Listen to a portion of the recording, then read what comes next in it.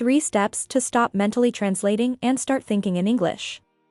To stop translating your thoughts into English, follow these 3 simple steps.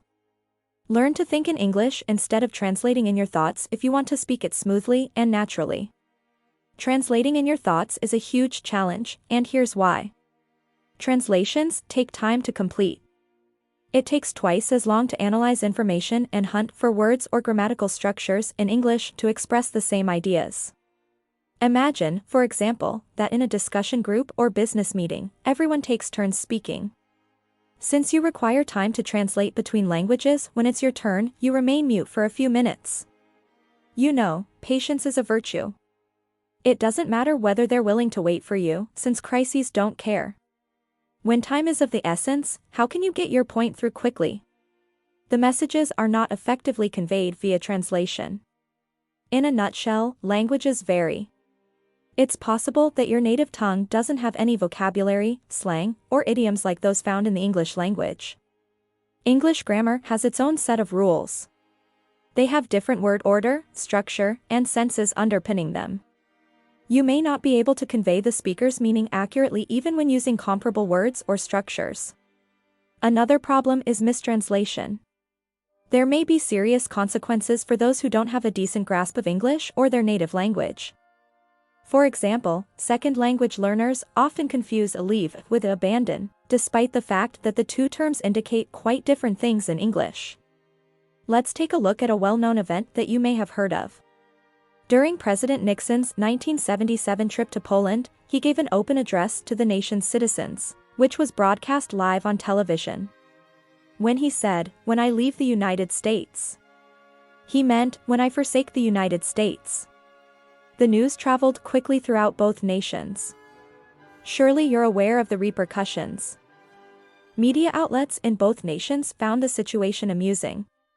Translation, as you can see, just complicates matters. Information processing time and communication steps have been doubled. It's also a concern because of translation issues. Follow these 3 steps to improve your thinking ability in English. Here are some exercises that can help you become more fluent in English. Yes, I am aware of your concerns.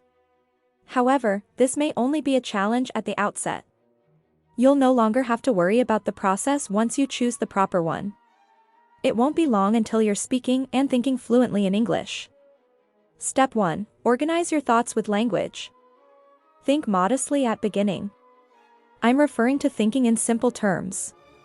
Be patient, it will all work out in the end. Keep your cool. You don't have to.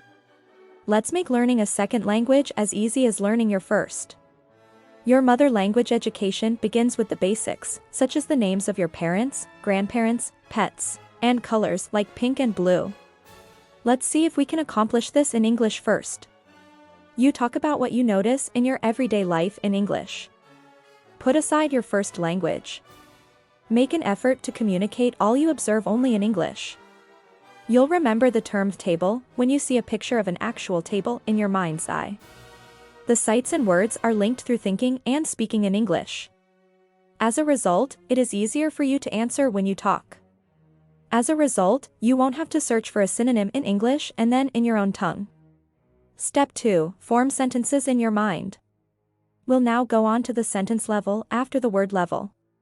A lot of time and work is required for this process. But it's well worth it. Take heart.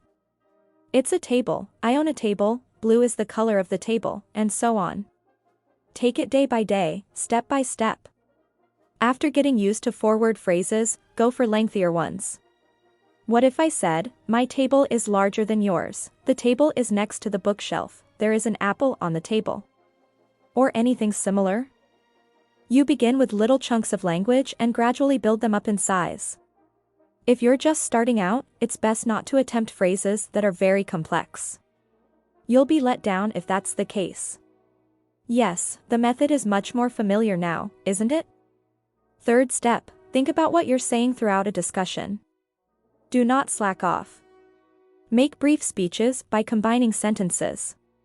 To begin, have a discussion with your own thoughts.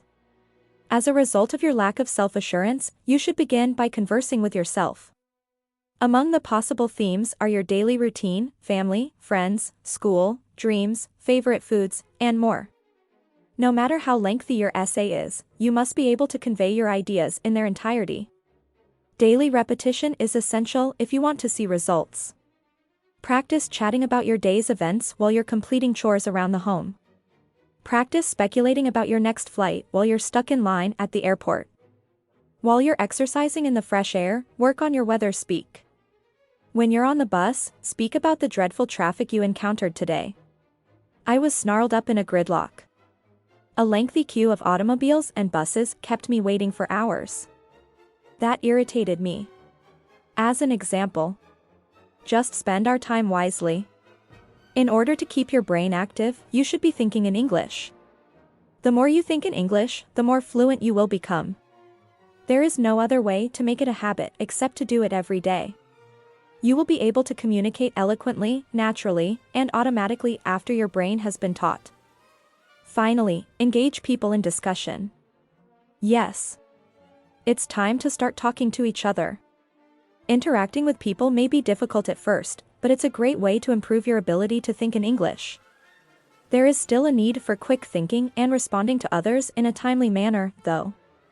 You may benefit from practicing with a partner if you aren't ready for real-life conditions. Deepen your understanding of the subject matter. Yay!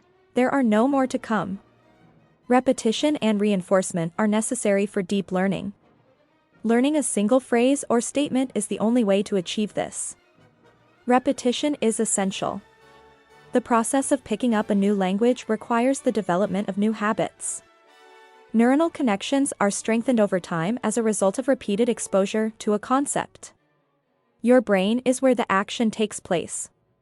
It's easier to speak English fluently when you've studied vocabulary, phrases, and more thoroughly.